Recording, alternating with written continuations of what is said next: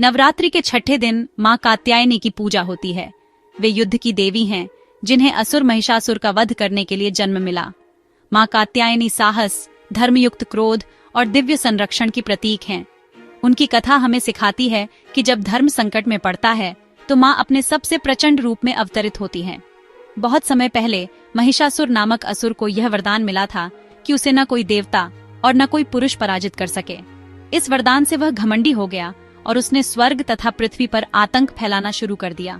देवता असहाय होकर परम शक्ति से प्रार्थना करने लगे। तभी ब्रह्मा, विष्णु और शिव की सम्मिलित ऊर्जा से एक दिव्य तेज उत्पन्न हुआ।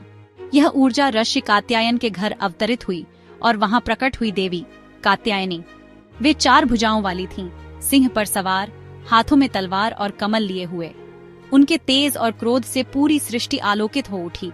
देवताओं को विश्वास हो गया कि उद्धारक आ चुकी हैं। जब महिषासुर ने इस नई देवी के बारे में सुना तो वह हंसा और बोला, एक स्त्री मुझे क्या पराजित करेगी।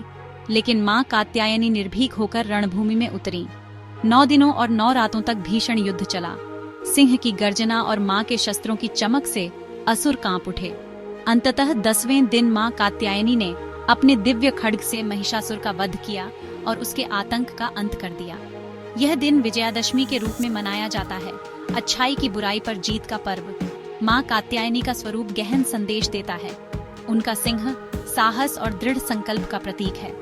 उनकी तलवार अज्ञान और अन्याय के विनाश का प्रतीक है। उनका कमल अशांति के बीच पवित्रता और ज्ञान का प्रतीक है। वे सिखाती हैं कि जब क्रोध धर्म और न्याय के लिए होता है तो वही क्रोध एक दिव्य शक्ति बन जाता है। नवरात्रि के छठे दिन मां कात्यायनी की विशेष पूजा की जाती है।